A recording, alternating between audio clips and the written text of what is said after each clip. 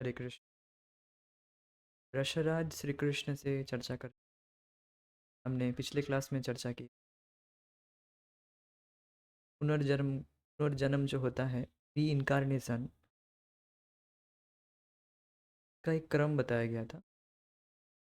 और भक्तों को कुछ समझ नहीं आ रहा था 84 लाख योनि क्या है और कौन कौन से हैं। मैं वो थोड़ा सा फिर से एक बार चर्चा करने का प्रयास करूँगा। तो श्रील प्रभुपाद जी श्लोक को बार बार कोट करते हैं घर में। जलजा नवलक्षाणि आवरा लक्ष विंशति निर्मय रुद्रशंख का पक्षिणां दशलक्षणं त्रिंशलक्षणि पशव चतुर्लक्षाणि मानुषा। जलजा नवलक्षाणि, जल में 9 लाख प्रकार के जीव हैं।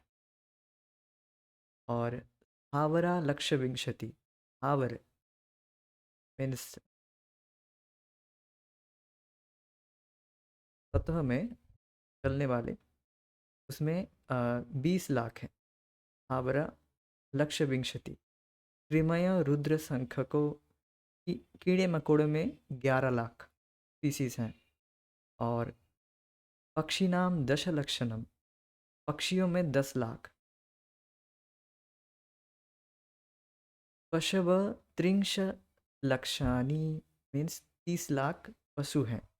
और मानुषा चतुर्लक्षानी, मनुष्य में 4 लाख।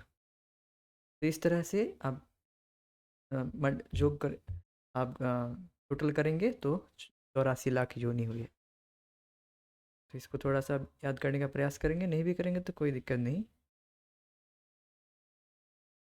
तो आप प्रश्न कर सकते हैं कि 4 लाख मनुष्य योनि ऐसा कैसे संभव, हम तो सभी मनुष्य एक जैसे दिखते हैं, ऑलमोस्ट नॉट एक जैसे। तो मनुष्य हैं कैटेगरी, उसमें 4 लाख मनुष्य, 4 लाख प्रकार के, 4 लाख टाइप्स के मनुष्य, एकदम परफेक्ट बताया जा रहा है।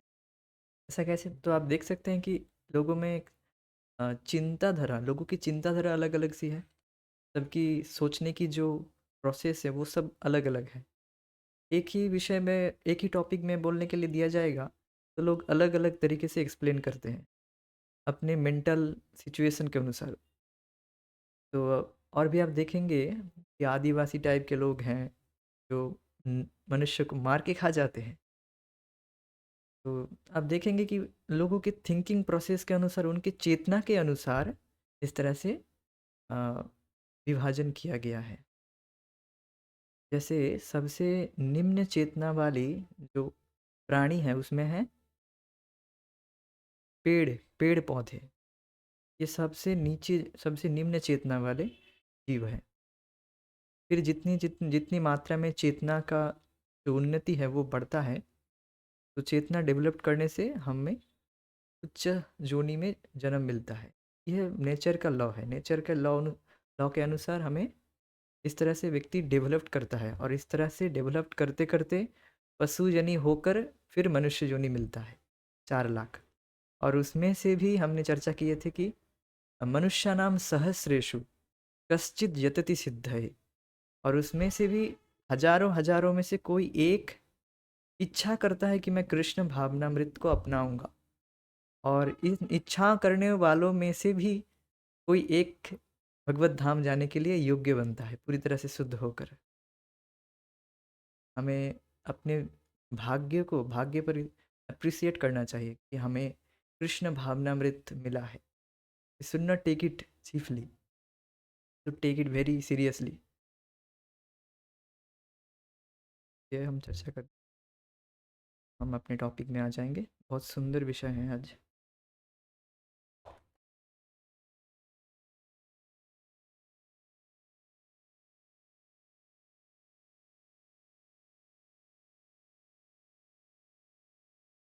हमें चाहिए कि हम खूब परिश्रम करें ताकि जन्म मृत्यु और योनि परिवर्तन के इस चक्र से मुक्त हो सके।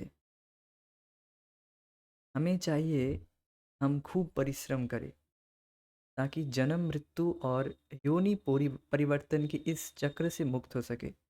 बहुत सुंदर बात यहाँ पर कही जा रही है। देखिए, परिश्रम करने के लिए बताया जा रहा है। तो भक्त लोग तो लगे पड़े रहते हैं, परिश्रम करते हैं, जो वास्तव में भक्ति कर रहे हैं।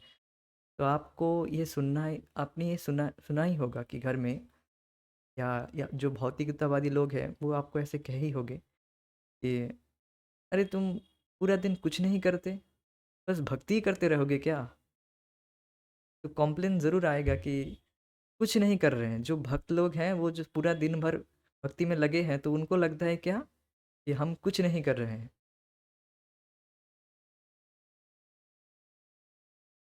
किंतु आप देखेंगे कि भक्त लोग कितना परिश्रम करते हैं। परिश्रम मीन्स सुबह उठकर नाम जप करना, फिर और एटसेट्रा बहुत सारी सेवाएँ रहती हैं।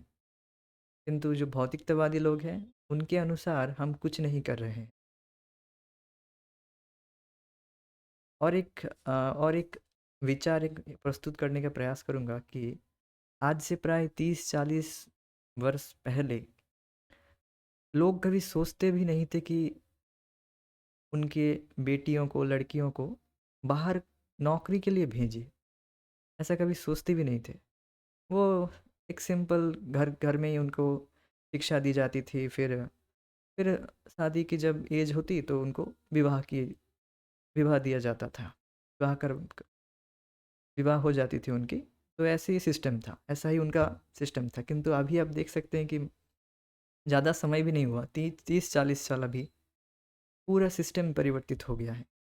इवन जो अगर उनको शादी नहीं होती, मतलब वो अगर नौकरी करना नहीं चाहते, तो उनको फ़ोर्स किया जाता है कि क्यों नहीं करेगी? हमारे भी तो कुछ सपने होते हैं, माँ-बाप के भी तो कुछ सपने होते हैं, उनको भी तो पूरा क किया जाना चाहिए। तो मैं ये बस केवल लड़के या लड़की के विषय में नहीं कह रहा हूँ। अब देखेंगे कि सभी लोगों को नौकरी के लिए भेजा जा रहा है, चाहे वो लड़का हो या लड़की हो। तो नौकरी मीन्स क्या? एक दासत्व, एक सर्वेंटशिप। और उसके स्वभाव के अनुसार उसको नियोग नहीं किया जा रहा है। मतलब अगर कोई भक्ति करने का प्रयास कर रहा है, भक्ति करके जीवन में जीवन में इस जन्म मृत्यु के चक्र से बाहर निकलने का प्रयास कर रहा है, किंतु उसके विषय में कोई महत्व ही नहीं दिया जा रहा है। बस नौकरी करो, ये करो, वो करो। और नौकरी नहीं कर रहे हो तो कुछ कर ही नहीं रहे हो, बस चुपचाप बैठे हो। ऐसे तो कंप्लेन मैं भी सुना हूँ पहले, जब तरह से पहले जब भक्ति कर रहा था। पहले मीन्स जब नए नए डिवोटी भक्त बने थे, तो उस समय ऐसा कंप्लेन तो आता ही था प्राय। पूरा दिन भर क्या बैठे ही रहोगे, कुछ करो भी। तो यू ऑल्सो हियर इट। आपने भी ये सुना ही होगा। तो जो भी हो, यहाँ पर श्रील प्रभुपाद जी एक बात कह रहे हैं कि परिश्रम करने के लिए बोल रहे हैं, ना कि चुपचाप बैठने के लिए कह रहे हैं। परिश्रम करने के लिए बोल रहे हैं। अब ठीक है, अपना जो कर्तव्य कर्म है वो कीजिए, that's okay, that's fine. But व्यक्ति को सोचना चाहिए कि एक बार जन्म मृत्यु के इस चक्र से बाहर निकल जाए, फिर बार बार ये झमेला, फिर से जन्म मृत्यु जरा व्याधि, जो व्याधि मंदिर है, इसमें जो झमेला है, ये सब से व्यक्ति मुक्त हो जाएगा, उसके विषय में हम नहीं सोचते। और एक चीज़ और एक विचार मैं प्रस्तुत करना चाहूँगा कि माँ बाप सोचते हैं कि उनके भी जो सपने होते हैं, तो उनसे तो उनके जो सपने जो अधूरा हो छूट गए हैं, उनको पूरा करवाने के लिए वो अपने बच्चों को उस पर हाँक देते हैं। मतलब उनके जो सपने असंपूर्ण रह गए हैं, तो क्या तो क्या उनके जो सपने जो पूर्ण भी हुए हैं, उनसे क्या वे संतुष्ट हुए हैं? या फिर हम अपने जीवन में भी देखना चाहिए, हमारे जो सपने थे, मतलब जो भी कुछ जो पूर्ण हुए हैं, जो नहीं हुए तो उसको छोड़ दीजिए। जो हो गए हैं वो आप देखिए, क्या उस वो होने के बाद हमें संतुष्टि मिली है? तो उत्तर होगा नहीं। चाहे आप कोई कितना भी बड़ा पद प्राप्त कर लीजिए, संतुष्टि नहीं मिलेगी इस जगत में। तो हम उस असंतुष्टता को पूर्ण करने के लिए हम अपने नेक्स्ट जनरेशन को उसी में लगा दे रहे हैं जहाँ पर हम असंतुष्ट हुए हैं। Hope you can understand this point that बार-बार जिस कार्य को करके हम असंतुष्ट हुए हैं, उसी कार्यों में हम अपने नेक्स्ट जनरेशन को लगा दे रहे हैं। ये क्या बुद्धिमत्ता वाली चीज़ है? अर्थात परिश्रम तो हम कर ही रहे हैं, ये बात मैं कहना चाह रहा हूँ। परिश्रम तो हम जगत में कर ही रहे हैं, किंतु वास्तविक परिश्रम को हम सही जगह में नहीं लगा रहे हैं। जैसे अ, कोई एक इस जगत में अभी तो सरकारी नौकरी पाना it's a big challenge for every, not for everyone, almost. अभी आप देख सकते हैं कि जो नौकरी पाने के लिए जो एक होड़ लगी हुई है, एक रैट रेस सा है, उसमें नौकरी पाना बहुत डिफ़िकल्ट है। तो उसके लिए भी लोग परिश्रम करते हैं, ऐसा नहीं कि परिश्रम नहीं करते हैं। मैंने भी परिश्रम किया है, तो उस परिश्रम से जो नौकरी आदि मिल भी गया है, जो भी है, किंतु उससे संतुष्टि नहीं मिली है। वो तो भगवान की भक्ति की वजह से आई बिकेम चिल, मतलब शांत रह पाता हूँ और मन में शांति रहती है और खुश रह पाता हूँ। तो मेरा पहला बिल्कुल एक्सपीरियंस है जब नया-नया जॉब लगा था, उस समय I was too much frustrated. भक्ति करने के लिए टाइम नहीं मिल रहा था, सब कुछ हैंडल नहीं कर पा रहा था, क्योंकि नया जब जॉब लगता है तो जो सीनियर है वो अब नया बच्चा आया, इसको थोड़ा, तो क्या कहते हैं, रैगिंग वगैरह है ना, वो सब चलता रहता है। रैगिंग ना, रैगिंग नहीं, मतलब वो थोड़ा-सा आपसे काम निकाल लेंगे, मतलब उनका भी काम आपके द्वारा करवा लेंगे। तो आप देख सकते हैं कि इस तरह से इस जगत में हम परिश्रम तो कर ही रहे हैं, मतलब एक पहले तो नौकरी प्राप्त करने के लिए परिश्रम, फिर नौकरी करते वक़्त भी परिश्रम, तो परिश्रम तो कर ही रहे हैं। किंतु परिश्रम करके हम प्राप्त क्या कर रहे हैं? ये प्रश्न हम नहीं उठा रहे हैं। We have to raise that question that why we are struggling? Why? Why we are struggling? क्यों हम इतना परिश्रम कर रहे हैं? इस पर हमें प्रश्न उठाना होगा। मतलब विवेकी होना होगा, विवेकशील बनना होगा कि क्यों हम इतना मेहनत कर रहे हैं? ये विचार प्रस्तुत हमें करना होगा और अपने आप को प्रश्न करना होगा, और जो भी इस तरह से हमें कह रहे हैं उनसे भी पूछना होगा, क्यों हमें क्यों इतना परिश्रम किया जा रहा है, करवाया जा रहा है? तो उसका उत्तर श्रील प्रभुपाद जी दे रहे हैं कि हमें खूब परिश्रम करना चाहिए, ताकि जन्म, मृत्यु और योनि परिवर्तन के इस चक्र से मुक्त हो सके।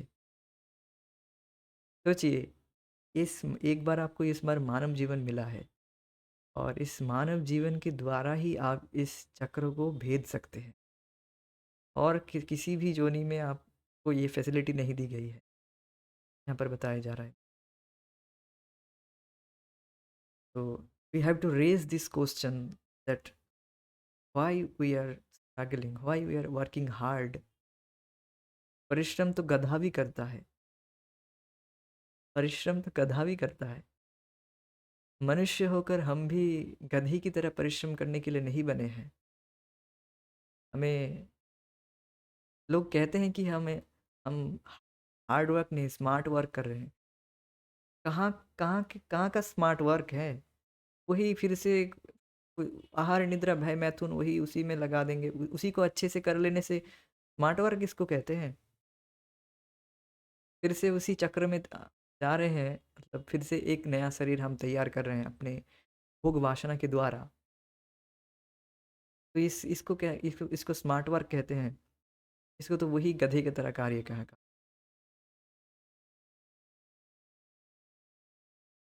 चर्बित चर्वणम, इस तरह से कुछ श्लोक है। हम we are chewing the chewed, हम चबा रहे हैं जो चबाया हुआ है।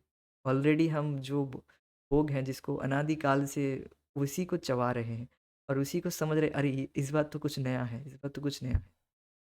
We are chewing the chewed, पुनः पुनः चर्बित चर्वणम।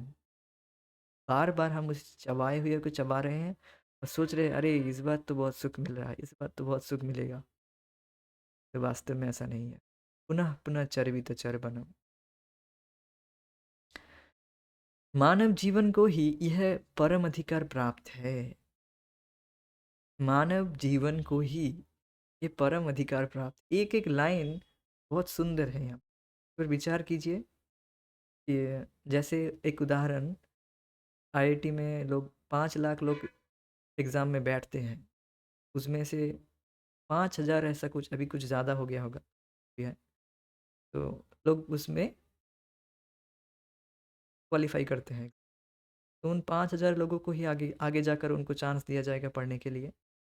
उसी तरह से 84 लाख योनि में 4 लाख योनि मानव योनि, और उन 4 लाख मानव योनियों में से कुछ ही लोग हैं जो थोड़े से जिनकी चेतना उच्च होती है, मतलब जो थोड़े से इंटेलेक्चुअल होते हैं, जिनको भाग्यवश भक्तों की संगति मिल गई है।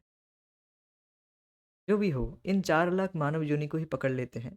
सभी को, सभी लोग कर सकते हैं, जिनको भी जीव मिला है, वो जब कर सकता है ना, तो वो निकल सकता है, इस चक्र को भेद सकता है। तो मानव योनि केवल मात्र 4 लाख जो मानव योनि है, और जो 80 लाख योनि है, उनको उनको कोई चांस ही नहीं है। तो वो तो बाहर निकल गए। अब देख सकते 80 लाख में 4 लाख, और हम मानव को ही ये परम अधिकार है कि हम इस चक्र को भेद सके। इस जो जन्म मृत्यु का जो चक्र है, इसको भेद हम इस मानव योनि में ही कर सकते हैं।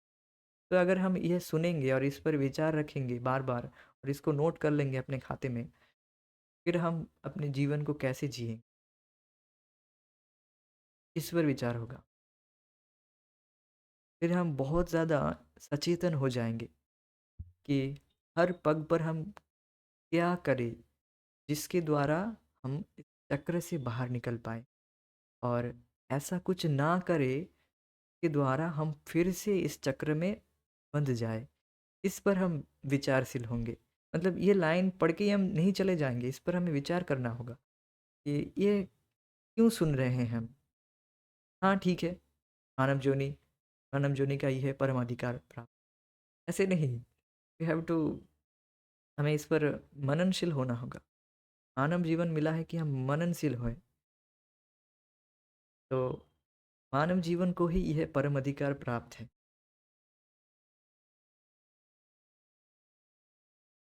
आप देखेंगे कि लोग स्वराज स्वराज का नारा देते हैं, स्वराज मेरा जन्म सिद्ध अधिकार है, स्वराज मेरा जन्म सिद्ध अधिकार है।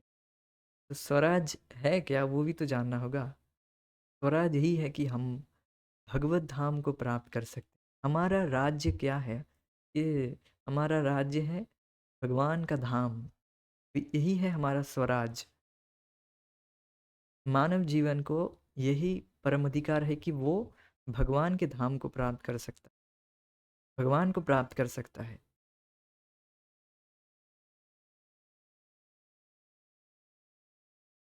तो हम सब केवल इस चक्र से बाहर निकल सकते हैं। इस कैसे? केवल जीवा स्पर्श के द्वारा, केवल जीवा से हरे कृष्ण महामंत्र के जाप के द्वारा। देखिए यहाँ पर बताया गया है, जीवन और मृत्यु से उत्पन्न योनियों के इस निरंतर परिवर्तन को हम रोक सकते हैं।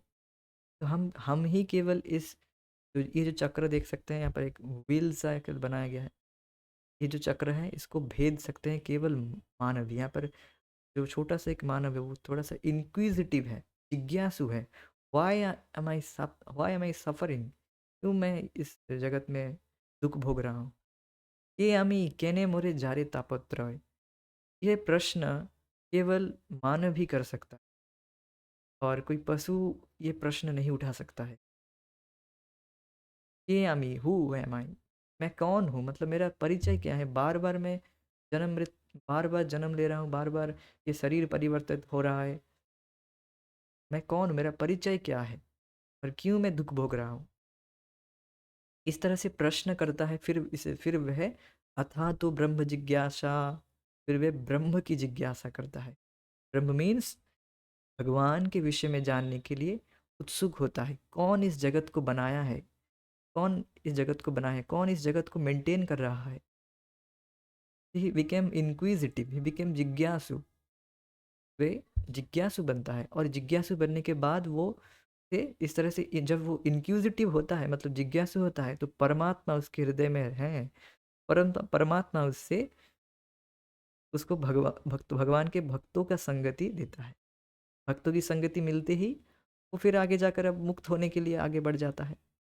और मुक्ति का पथ क्या है कि वह फिर भक्तों की संगति पाकर हरे कृष्ण मंत्र का जाप करे, श्रवण कीर्तन करे। हम पुनः अपने वास्तविक आत्मिक स्वरूप को प्राप्त करके आनंद और पूर्ण ज्ञान से भरा शाश्वत जीवन जी सकते हैं। कैसे जी सकते हैं, इस विषय में थोड़ा और विचार करेंगे। इस विषय में विचार करने का प्रयास करेंगे कि हम मानव जीवन में ही इसको रोक सकते हैं कैसे। जीवा के द्वारा हमें यह ऐसे जीवा के द्वारा आप कैसे, जीवा स्पर्श से आचरण डाले सबको उद्धारे। केवल जीवा स्पर्श के द्वारा आचरण डाल चंडाल तक, अर्थात मानव योनि में मानव में अ, वर्णाश्रम के अनुसार तो 4 कैटेगरी है, ब्राह्मण क्षत्रिय वैश्य शूद्र। अब शूद्र से भी जो नीचे है, जो आउट ऑफ वर्णाश्रम है, उसे कहा जाता है चंडाल। Who is a dog eater, तो वो है चंडाल। चंडाल तो is a fifth class, can say that is a fifth class. तो जिह्वा स्पर से आचरण डाले, जो चंडाल तक को उद्धार करता है, सबको उद्धार, सबको उद्धार करता है केवल जीवा के स्पर्श के द्वारा। तो जीवा तो सबको मिली है, आपको भी मुझे भी। तो जीवा के द्वारा हम इस चक्र को भेद सकते हैं। आप कहेंगे जीवा के द्वारा चक्र को भेद सकते? यस, यही है रहस्य। भक्तों की संगति मिलने से हमें हरे कृष्ण महामंत्र मिलता है। हरे कृष्ण महामंत्र हम किससे जाप करते हैं? जीवा से। जीवा स्पर्श करने के द्वारा ही इस चक्र को हम भेज सकते हैं। तुरंत हम मुक्ति के द्वार को खोल देते हैं जीवा के द्वारा।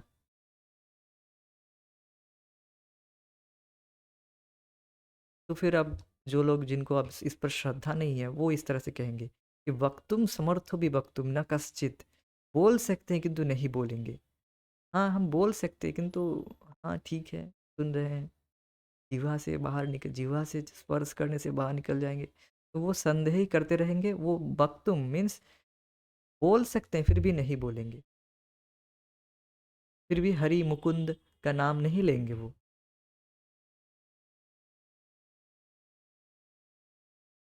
तो हमारा ये जो अ, हमारा जो मुक्ति है, मतलब हम इस चक्र को भेदने के जो प्रोसेस है, ये जीवा पर निर्भर करता है। इसीलिए जीवा को नियंत्रण रखना बहुत ज़रूरी है। जीवा से हम क्या बोल रहे हैं, इस पर बहुत हमें सचेतन होना होगा। आजकल जगत में लोग इस पर कोई कंट्रोल नहीं रखते हैं, जो मन में आता है वही बोल देते हैं। तो हमें बहुत सचेतन होना होगा। इसी बात पे मैं विचार कर रहा था कि हम इस जन्म मृत्यु के चक्र को भेद सकते हैं बस अपने टंग को कंट्रोल करके, अपनी जीवा को कंट्रोल करके हम इस चक्र को भेद सकते हैं। तो प्रोसेस में अब उत्तर दिया जा रहा है। अब आप प्रश्न करेंगे कैसे हम इस चक्र को भेदेंगे, तो इसका उत्तर दिया जा रहा है कि केवल जीवा को कंट्रोल करके। जीवा को कैसे जीवा को कंट्रोल मीन्स जो आप प्रसादी जो नहीं है, भगवान का जो प्रसाद नहीं है, नॉन वेज है, वो तो बिल्कुल ही नहीं खाना है। केवल हमें प्रयास करना है as as much as possible हम प्रसाद ही पाए, कि ज़्यादा से ज़्यादा संभव हो तो प्रसाद ही पाए। और वो भी ना मिले तो ठीक है, आप फ्रूट्स ले सकते, मतलब एटलीस्ट आप वेजिटेबल ले सकते हो, उसके साथ आप कुछ प्रसाद ही कुछ रखिए अपने साथ, उससे मिलाकर कुछ ले सकते हैं। That is also can take, अगर आपको संभव नहीं हो रहा है। और at least you can start from the prasadam water. प्रसादम जल से स्टार्ट कर सकते हैं। अगर आपके घर में ऐसा संभव नहीं है, ऐसा कुकिंग सिस्टम नहीं है, तो एटलीस्ट आप भगवान को पानी ऑफर करके फिर वो जल छिड़क दीजिएगा सब में, और वही जल आप पीजिएगा। तो प्रसादम पानी पीने से हमारा 70% शरीर वो प्रसादम बन जाता है। तो धीरे धीरे आप प्रयास कीजिए, धीरे धीरे करके भगवान को भोग अर्पित करके ही। जो भगवान को ऑफ़र किया जा सकता है ओनली, तो वही आप इस तरह से आप जीवा को कंट्रोल कर रहे हैं। देन आर्ज ऑफ स्पीकिंग, अत्याहार, अत्याहार तो हम ये तो पकड़ लिए क्या नहीं करना है तो, और स्पीकिंग चाहे मन में जो भी आ रहा है वो नहीं बोलना है, जो बात कृष्ण के संबंध में है वही बोलना है। ज्यों ही हम ज्यों ही हम भौतिक वार्तालाप करते हैं तुरंत हमारे मन में मिथ्या अहंकार एक्टिव हो जाती है। मिथ्या अहंकार एक्टिव हो जाने से तुरंत मोह उत्पन्न होता है। मोह उत्पन्न होने से तुरंत हम इस मुक्ति के पथ से बाहर निकल जाते हैं। तुरंत हमारा मिथ्या अहंकार एक्टिव हो जाने से हम देह है, ये देह भावना बढ़ जाती है, और इस ये भावना बढ़ जाने से क्या होता है, फिर हमारा जो मुक्ति का पथ है वो उसमें उससे हम बाहर निकल जाते, बाहर तो निकल जाते मतलब हमारा हम कॉन्शियस नहीं रहते, फिर कुछ भी बोल देते हैं, फिर तुरंत हम बॉडीली कॉन्सेप्शन से घिर जाते हैं। A preacher of Krishna consciousness always free from clutches of death. और जो प्रचारक है कृष्ण भावनामृत का जो प्रचारक है, वे सब हर वक्त हमेशा मुक्त हैं, मृत्यु के चंगुल से मुक्त है। क्यों? क्योंकि वो कृष्ण के अलावा और कुछ बोलता ही नहीं है, मतलब कृष्ण कथा के अलावा जो कृष्ण से संबंधित है उतना ही बोलते हैं। और अब देखेंगे, ठीक है, आप कहेंगे कि हमारा नौकरी आदि है तो हम वहाँ पर तो हमें बोलना पड़ता है। हाँ, वहाँ पर अब जितना बोलना हो ठीक है बोल लीजिए, किंतु प्रयास कीजिए उसके बाद हम ऐसी बात कुछ भी नहीं बोलेंगे जो कृष्ण से इतर हो। आप कहेंगे मैं क्या मन से बोल रहा हूँ ये बात? नहीं। नारद जी व्यासदेव जी को डांट लगाते हैं कि आपने जो भी आज तक जो भी ग्रंथ लिखे हैं, जो भी शास्त्र लिखे हैं, जो कृष्ण के और रूप गुण लीला के विषय में नहीं है, वो सब जीव के मोह को उत्पन्न करता है। जीव के मोह को उत्पन्न करता है, उसके उससे तो इस तरह से जो भी वार्तालाप हम करते हैं उससे हमारा मोह उत्पन्न होता है। मोह मतलब जो नहीं है उसको हम सोचते हैं कि मैं ये शरीर हूँ। तो इस तरह से हमारे हम मोहित हो जाते हैं, मोहित हो जाने से फिर शोक मोह भय ये सब उत्पन्न हो जाती है। तो इस तरह से हमें बहुत ज़्यादा सतर्क होना होगा, क्या हम बोल रहे हैं क्या नहीं बोल रहे हैं। ये हमें वाचो बेगम कहते हैं इसको। हमें अपने बोलने पर भी बहुत ध्यान देना होगा। इसके द्वारा क्या होता है, इसके द्वारा हम प्रजल्प से बच जाते हैं, और प्रजल्प करने से अगर बच जाएंगे तो आपकी भक्ति बहुत ज़्यादा बढ़ेगी। और प्रजल्प से बचने का और एक तरीका है कि आप अपने आप को हमेशा इंगेज रखिए कृष्ण कथा में, या फिर जितना हो सके जाप कीजिए। उस समय जितना समय आप प्रजल्प कर रहे हैं उस समय तो कुछ एक्स्ट्रा राउंड तो हो ही जाएगा। तो इसलिए हमें सब बात देखना चाहिए, या फिर कोई आपसे कोई प्रजल्प करने के लिए आ रहा है तो वहाँ से तुरंत वहाँ से भाग जाना चाहिए कि हमें नहीं करना है प्रजल्प। तो ये सब है।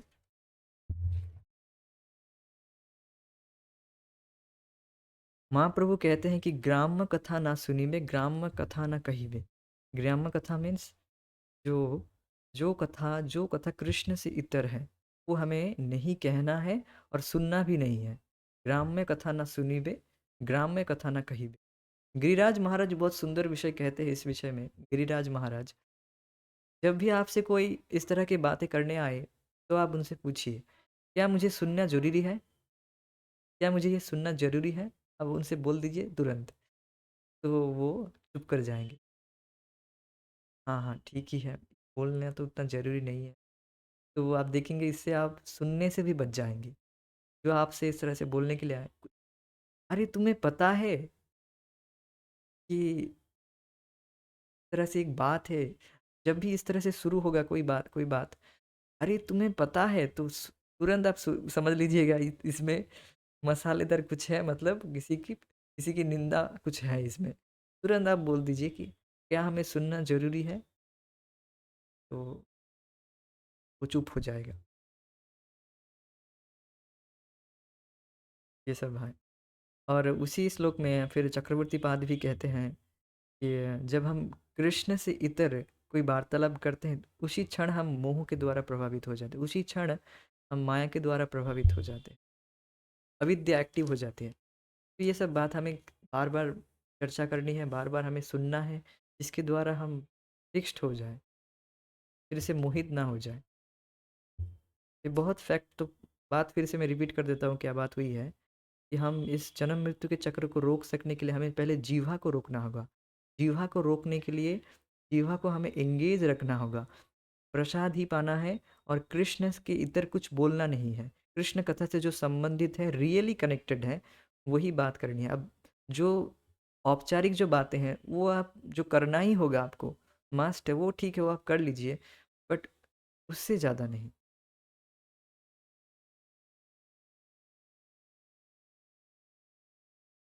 ये बात है। इस तरह से हम रोक सकते हैं। हम पुनः अपने वास्तविक अस्तित्व स्वरूप को प्राप्त करके आनंद और पूर्ण ज्ञान से भरा शाश्वत जीवन भी जी सकते हैं। विकास अथवा प्रकृति का सही उद्देश्य यही है। इसलिए हमें चाहिए कि हमें इसे व्यर्थ ना जाने दे। यहाँ पर बहुत सुंदर एक विषय में मैं चर्चा करना चाहूँगा, वो है विकास। और प्रकृति का सही उद्देश्य यही है कि हम सोचे, हम कार्य करें, कि हम जन्म मृत्यु के चक्र से बाहर निकलने का प्रयास करें। यही वास्तविक विकास है। अब जगत में देखेंगे लोग जिसको विकास मानते हैं, डेवलपमेंट मानते हैं, कि आज हम आजकल के लोग हम तो बहुत ज़्यादा डेवलप्ड कर चुके हैं। तो लोग सोचते हैं ना कि हम बहुत विकास कर चुके हैं, हमारा विकास बहुत सुंदर तरीके से हो रहा है। पहले के लोग तो गए गुजरे थे, वो सब तो कुछ उनको पता नहीं था। हम अभी बहुत ज़्यादा हम बहुत ज़्यादा डेवलप किए हुए हैं, आजकल के लोग सोचते हैं। तो उनको पूछो कि वो किस विषय में विकास किए हैं। जो जो विकास पशु भी उस वो अच्छे से विकास किए हुए हैं, वो जिस मैटर में कर रहे हैं विकास, केवल 7 स्टार होटल बना लिया या 10 स्टार बना लिया, ठीक है, स्टार 100 स्टार भी क्यों ना लगा लो, उससे उसमें क्या होता क्या है, केवल आहार निद्रा भय मैथुन। तो वो तो कुत्ते बिल्ली लोग तो और उनको कोई पैसा भी नहीं लगता है, वो तो और आसानी से करते हैं। तो अभी जो लोग सोच रहे हैं कि विकास के जो क्षेत्र हैं, वो केवल इसी क्षेत्र में अपने आप को विकास करके सोच रहे हैं कि हम विकासशील हो गए हैं। तो किसको विकास समझ रहे हैं? जो विकास पशु लोगों को भी बहुत सुलभ है, उसको विकास कह रहे हैं। और आप इस विषय में विचार कीजिए। इंद्रिय तृप्ति के लिए जो अच्छा है उसी को ज़्यादा लोग संग्रह कर रहे हैं, और जो ज़्यादा संग्रह किया है, जिसके पास ज़्यादा इंद्रिय तृप्ति करने के लिए ज़्यादा वस्तु उपस्थित है, वो ज़्यादा विकासशील है। तो ये तो बिल्कुल मूर्खता वाली बात है।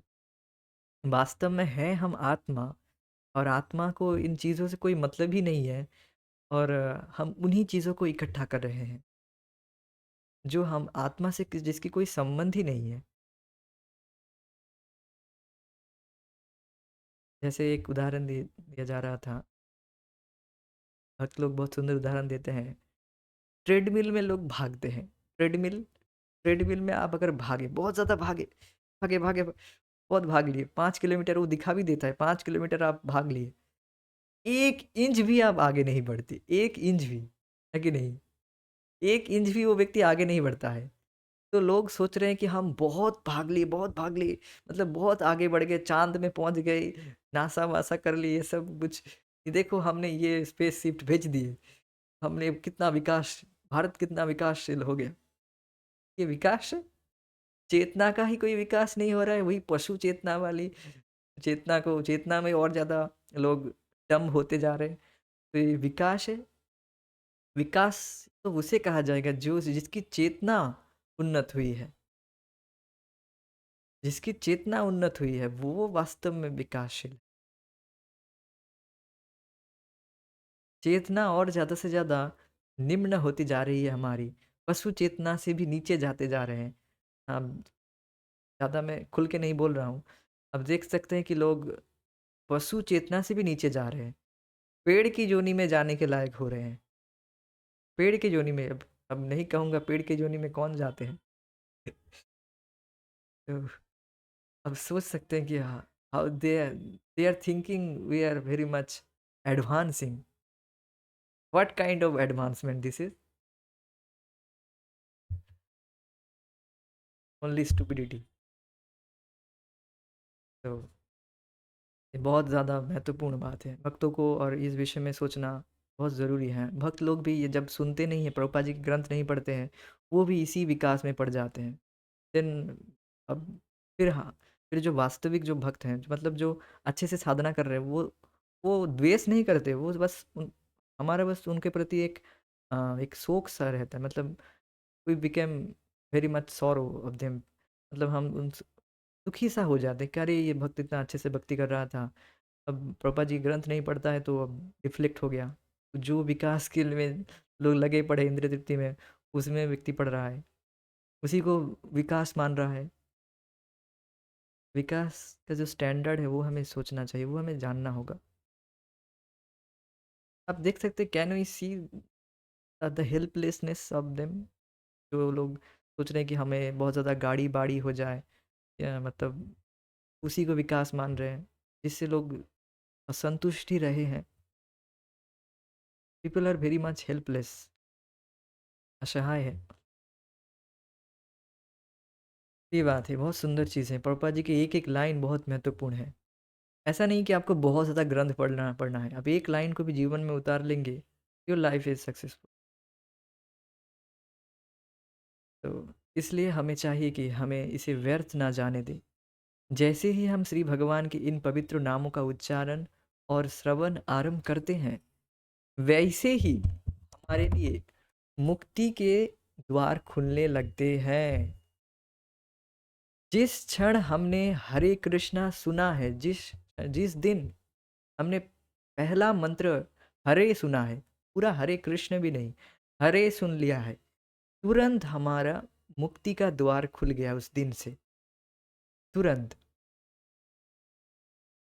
और मैं इस बात को विशेष रूप से बताना चाहता हूँ कि श्री भगवान के इन पवित्र नामों का जाप कीर्तन करना, हरे कृष्णा कृष्ण कृष्ण हरे हरे, हरे Ram Ram Ram Hare Hare,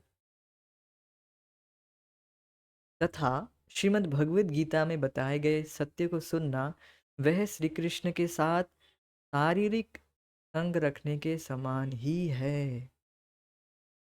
what does that mean?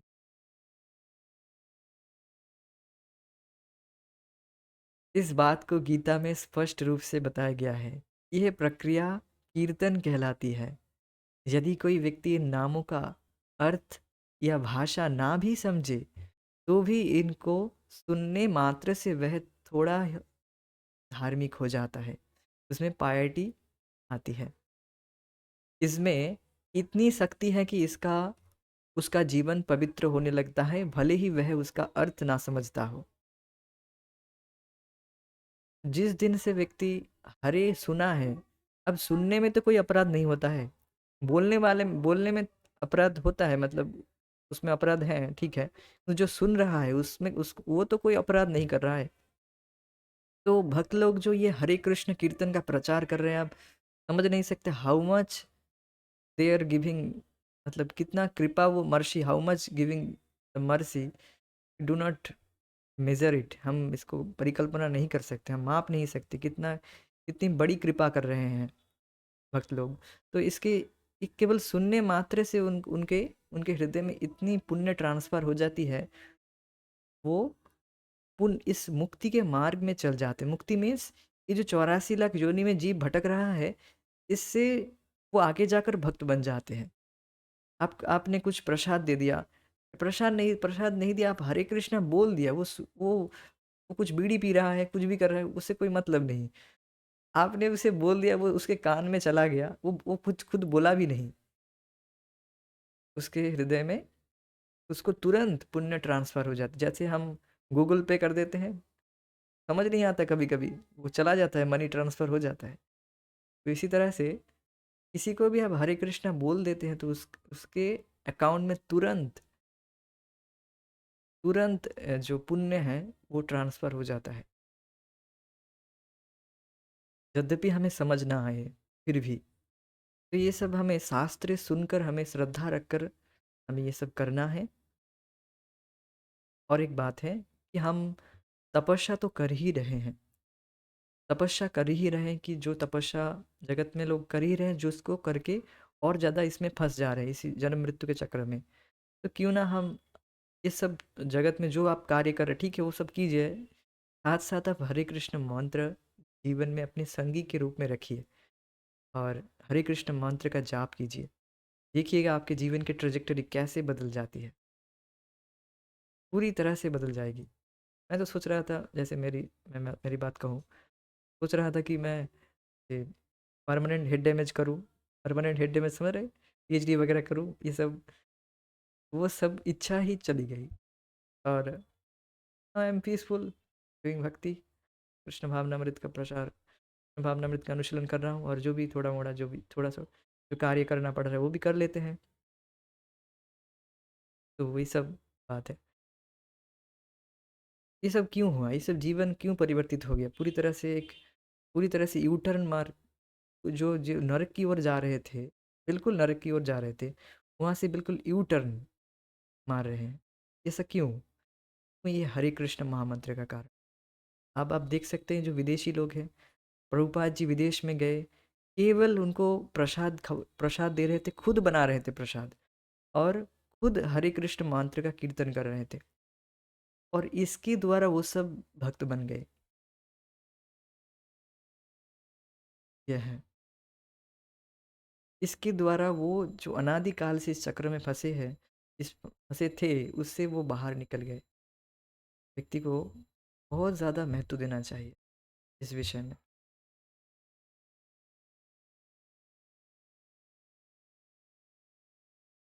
Shri Krishna से संबंधित दो प्रमुख ग्रंथ उपलब्ध हैं।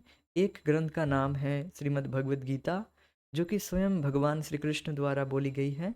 दूसरा ग्रंथ है श्रीमद् भागवतम, जिसमें भगवान श्री कृष्ण के बारे में कहा गया है। इस तरह दो प्रकार की कृष्ण कथाएं उपलब्ध हैं, और दोनों ही भगवान श्री कृष्ण से संबंधित होने के कारण समान रूप से शक्तिशाली और प्रभावकारी हैं। भगवान श्री कृष्ण ने अर्जुन को श्रीमद् भगवद गीता का ज्ञान कुरुक्षेत्र के युद्ध स्थली में दिया था। इसलिए कुछ लोग यह प्रश्न करते हैं कि हमें युद्ध स्थल से क्या लेना देना है, हमारा उससे कोई संबंध नहीं है। तो इस विषय में जाने से पहले एक बात कहना चाहूँगा। ठीक है, एक प्रश्न उठाता हूँ कि अच्छा, भगवान कृष्ण के नाम सुनने से हमें भगवान कृष्ण का डायरेक्ट संग मिल रहा है, संग मिलने से होता क्या है?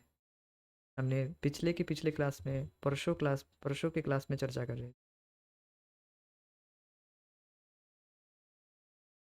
If you can give answer, can type it out. भगवान का संग मिलने से होता क्या है?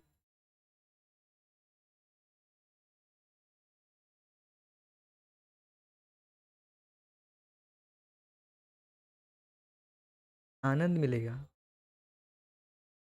आनंद नहीं, आनंद, अब जो अविद्या से जो ग्रसित जीव है, आत्मा है, उसे तो आनंद नहीं मिलेगा।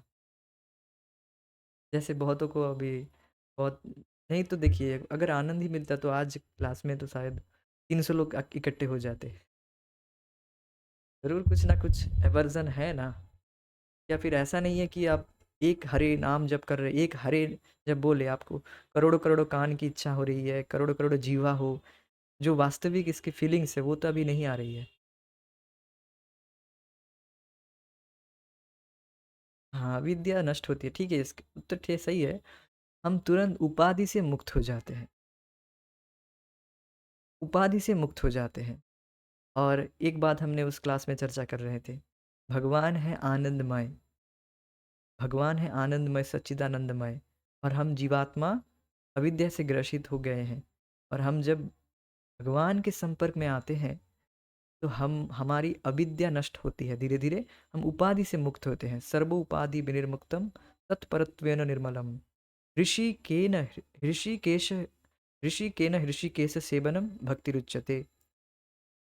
हम अपने इंद्रियों के द्वारा ऋषिकेश ऋषिकेश मतलब भगवान श्री कृष्ण की जब सेवा करते हैं, तो हम उपाधि से मुक्त हो जाते हैं।